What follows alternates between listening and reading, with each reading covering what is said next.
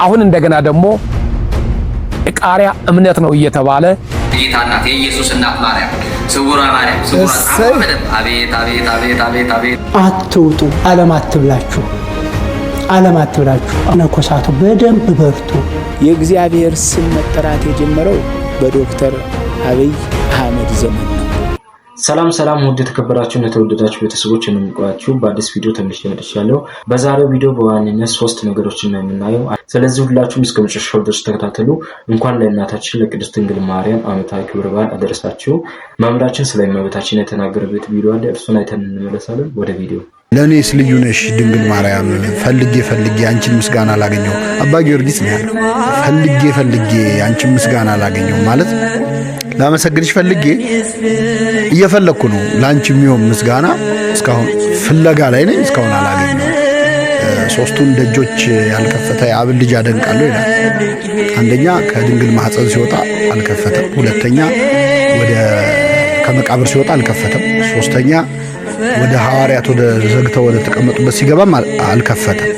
ግን ከ3ቱ 2ቱ ተመሳሳይ አላቸው። ከዝግ ቤት የወጡ እና ወደ ዝግ ቤት የገቡ ሰዎች አሉ።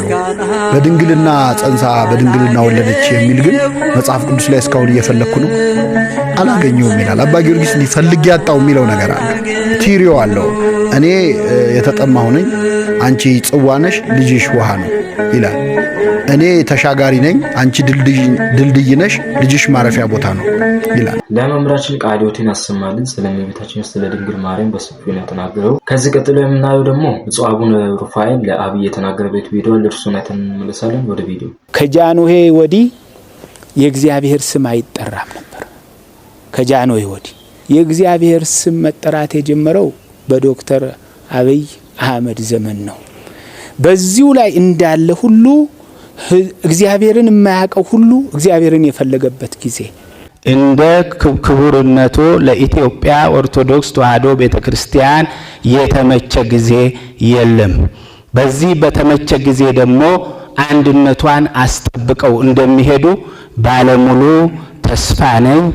ቪዲዮን እንግዲህ እንዳያችሁ ነው። እስቲ ሐሳባችሁን ኮሜንት ላይ አሳውቁ። ለዚህ ቪዲዮ ምላሽ የሚሆነው ወንድማችን የተናገረበት ቪዲዮ አለ፣ እርሱን አይተን እንመለሳለን። ወደ ቪዲዮ። የእግዚአብሔር ስም መጠራት የጀመረው በዶክተር አብይ አህመድ ዘመን ነው። ከጃንሆይ ወዲህ የእግዚአብሔር ስም አይጠራም ነበር።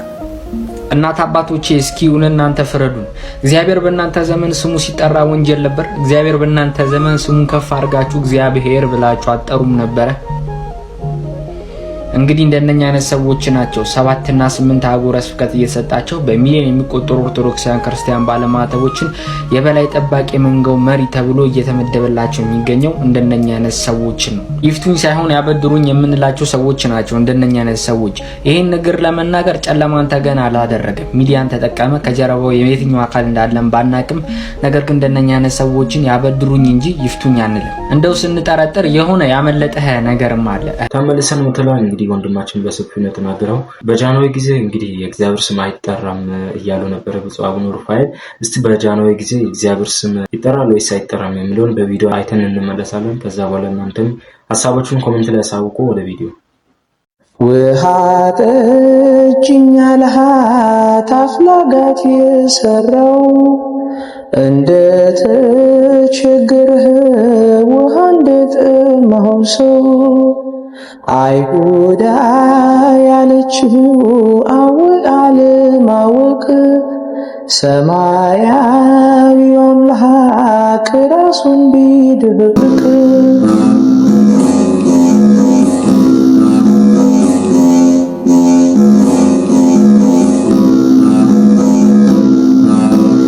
ተመልሰን ተጋን እንግዲህ በዚህ መልኩ ነው እንግዲህ ይሄ በቂ መስረጃ ብዬ አስባለሁ። ይሄ ቪዲዮ በጃንሆይ ጊዜ የእግዚአብሔር ስም አይጠራም እያሉ ነበር ብፁዕ አቡነ ሩፋኤል።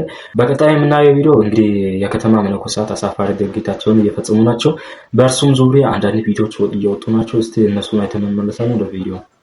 ማርያም ለቁስቋም ማርያም ክብር ለኪዳንኪ ለእናቴ ላዛኝቷ ድንግል ማርያም ክብሩን ሰጂልኝ። እስቲ በደንብ አድርጋችሁ ማርያም በሏ፣ ህይወታችሁ ይጣፍጥላችሁ። ከማር በላይ ጣፋጭ ናት ድንግል ማርያም፣ ማር ናት። ሲጻፉላት የመረረውን ህይወታችሁን ታጣፍጣለች። የጌታ እናት የኢየሱስ እናት ማርያም ስውራ ማርያም ስውራ አቤት አቤት አቤት አቤት አቤት። እኔ እግዚአብሔር ይመስገን ንስሐ ልጅ የለኝም። ዛሬ አባቶች ተጠልተዋል አይደል? አታስፈልጉንም የሚል መጥቷል። መነኩሴ ምን ያደርግልናል? መነኩሴ ቤተክርስቲያን አገለገለ እንጂ ሱቅ ከፍቶ ሆቴል ከፍቶ ንግድ ጀመረ። ምኑ የትኛው ደሞዝ ሊቀርብን? እስቲ እንደ ልጅነታችን ለአባታችን የተወሰኑ ጥያቄዎችን እናንሳ። እናንተ ቪዲዮን በደንብ ኮፒ ሊንክ፣ ላይክ፣ ሪፖስት እያደረጋችሁ ጥያቄዎቻችሁንም ኮሜንት ሴክሽን ላይ ጻፉላቸው አድርሱልኝ። አባታችን ያልተባለውን ነገር እንደተባለ አስመስለው አቅርበውታል። በመጀመሪያ ደረጃ አባት አያስፈልገንም ያለ ኦርቶዶክሳዊ ትውልድም ኦርቶዶክሳዊ ወጣትም የለም። ነገሩ ከተማ ለከተማ የሚያውደለድል የምንኩስናን ግብር ትቶ ያለ ግብሩና ያለ ስፍራው የተገኘ ምንኩስናውን የሚያስነቅፍ ቤተክርስቲያንን የሚያስተች ግን መነኩሴ መሳይ አውደልዳይ አያስፈልገንም ነው የተባለው። እንደዚህ ያልተባለውን እስከ ማባል ድረስ ያደረሰውት የትኛው ስፍራ ላይ ይዋሉ እንደሆነ ጥያቄው ለርሶ ተዋለው። ግን አባታችን እንደሚያውቁት ክህነትም ሲሰጥ በቤተክርስቲያንም በጎቹን መንጋው እንዲጠብቁበት ነው። ታዲያ እርሶም ሲናገሩ እንደሰማ ነው እኔ እግዚአብሔር ይመስገን ንስሐ ልጅ የለኝም፣ እኔ ንስሐ ልጅ የለኝም እግዚአብሔር ይመስገን እያሉ ይኮሩበታል። የንስሐ ልጅን አለመያዝ የሚያኮራው አባት የእውነት ያስፈልገናልስ ወይ? ቪዲዮ እንዳያችሁ ነው ወንድማችን በሰፊው ነው የተናገረው። በዚህም ዙሪያ ደግሞ አባታችን ለመነኮሳት ያስተላለፈ መልእክት አለ። እስቲ አይተን እንመለሳለን ወደ ቪዲዮ። አትውጡ፣ ዓለም አትብላችሁ፣ ዓለም አትብላችሁ። መነኮሳቱ በደንብ በርቱ፣ በደንብ በርቱ። አላስፈላጊ መውጣትን ተቃወሙ። አትውጡ፣ ዓለም አትብላችሁ፣ ዓለም አትብላችሁ። አሁን ቀዳሽ አላጣንም፣ ብዙ አላጣንም። የተንሱ ጸልዩ ሰላም ለኩልክሙ የሚል ሞልቶናል። የሚያስተዳድር የለ፣ ግን በህይወቱ ተሻለ የለ። የቄሱም ደመወዝ እኩል ነው፣ የኛም ደመወዝ እኩል ነው።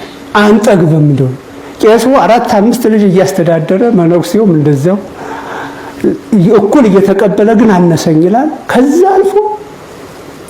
አልፎ እቺስ ሁሉን ባንናገርም ጥቂቶቹ ደግሞ ሰረቁ ተብሎ ሲታሙ እንሰማለን።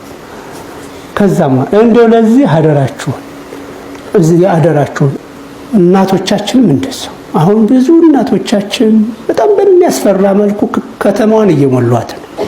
በጣም ብዙ እናቶች መነኮሳያት በሚያስፈራ መልኩ ከተማው ላይ እየሞሉ ነው። በዚሁ ብንጸና ምን አለ? በዚሁ ብንበረታ ምን አለ? ሞተር ብንሆን ምን አለ? ተመልሰን መተናል። እንግዲህ ቪዲዮ እንዳያችሁ እናንተም እስቲ ሐሳባችሁን ኮሜንት ላይ ሳውቁ። በቀጣይ የምናየው ቪዲዮ እንግዲህ ሰሞኑን አወዛጋቢ የሆነ ቃሪያ እምነት ነው ምናምን እየተባለ ነው። እስቲ በዚህ ዙሪያ ደግሞ እስቲ ቪዲዮን አይተን እንመለሳለን።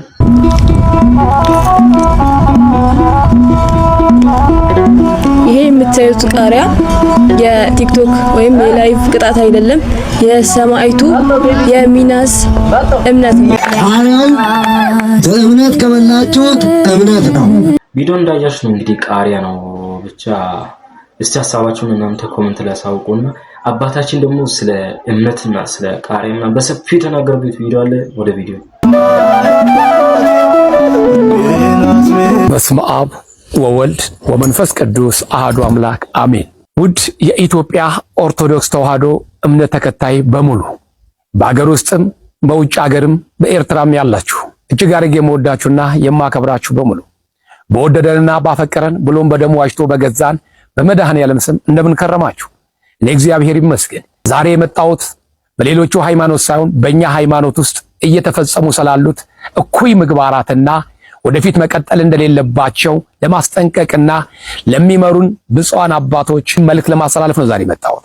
ይህም በተለያዩ ገዳማትና አድባራት ያላችሁ ሊቃነ ጳጳሳት በገዳማችን በአድባራታችን የሸቀጥ ማራገፊያ እየሆነ ከሄደ ሰንበትበት በማለት እንደውም በደንብ ከረምረም መመለናል። ይህም አይተን ከነገ ይማራሉ እየተባለ ዝም በማለታችን ነገር ግን ከጊዜ ወደ ጊዜ አላስፈላጊ ነገሮች እየተከሰቱ ይገኛሉ። ከዚህ በፊት የሎሚ እምነት ተባለ፣ የማር እምነት ተባለ፣ የቅቤ እምነት ተባለ፣ የሾላ እምነት ተባለ ወዘተ። አሁን እንደገና ደግሞ የቃሪያ እምነት ነው እየተባለ የገዳሙ ወይም የቤተክርስቲያኑ ቃል ኪዳን ያለበት ነው እየተባለ ህብረተሰቡ እንደገና ቃሪያ እንዲበላ እየተገደደ ነው። ብፁዓን አባቶች ምን እስኪሆን ነው ቤተክርስቲያን የምትጠብቁት? በየሀገረ ስብከት ያላችሁ እንዲህ የሚያረጉትን ካህናቶችን ስርዓትና ህግ ልታስገዙን ይገባል። ስራ ልታይዟቸው ይገባል። እንዲህ በሚያረጉ ሰዎች ላይ ሌሎችም እነሱን መስለው እንዳይነሳሱና ሌላ መሰል ክህደት ቤተክርስቲያን የማትቀበለው ነገር እንዳያስተምሩ ወይም እንዳያስተላልፉ ስልጠና ልትሰጧቸው ይገባል። ከጊዜ ወደ ጊዜ በቤተክርስቲያናችን ላይ እየመጡ ያሉት ለመናፍቃን ለተሳዳቢያን በር እየከፈትን ያለ ነው። ስለዚህ ይሄን ነገር ይግባኝ ለአባቶች ይረስ ለአባቶች። ይሄን ለምትሰሙ ማህበረ ምዕመናን ኦርቶዶክስ በሙሉ ለምዕመናን ለብፁዓን አባቶች ለሌሎችም ለሚመሩን አባቶች እንዲደርስ ሼር፣ ላይክ፣ ኮፒ ሊንክ እያደረጋችሁ እንድታበረታቱኝ አደራ እያልኩኝ የተሰጠኝ ቲክቶክ ከ3 ደቂቃ በላይ መልእክት ማስተላለፍ አትችልም ብሎ ስላገተኝ የቻላችሁትን ኮፒ ሊንክ እንድታደርጉልኝ በእግዚአብሔር ስም አሳስባለሁ። በተረፈ በተመሳሳይ ቪዲዮ እስክንመለስ ድረስ እግዚአብሔር አምላክ ባላችሁበት ሰላሙን ያብዛላችሁ። አመሰግናለሁ። ተመልሰን መጥተናል። እንግዲህ አባታችን በሰፊው ነው ተናገሩት። በዚሁ ዙሪያ ደግሞ እናንተ ሐሳባችሁን እስቲ ኮሜንት ላይ አሳውቁ። ተመልካቾቻችን ለዛሬ የነበረን ቆይታ ይህንን ይመስል ነበረ። በቀጣይ ቪዲዮ ተመልሼ እስክመጣ ድረስ መልካም ቆይታ ይሁንላችሁ።